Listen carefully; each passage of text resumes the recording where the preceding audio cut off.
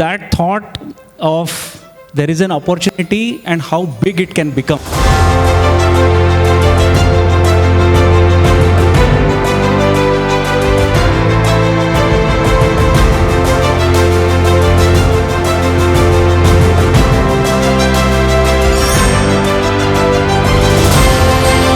You are in good hands. So आज जर मी इथपर्यंत आहे तर मग तुमचंही फ्युचर तेवढंच चांगलं घडणार आहे.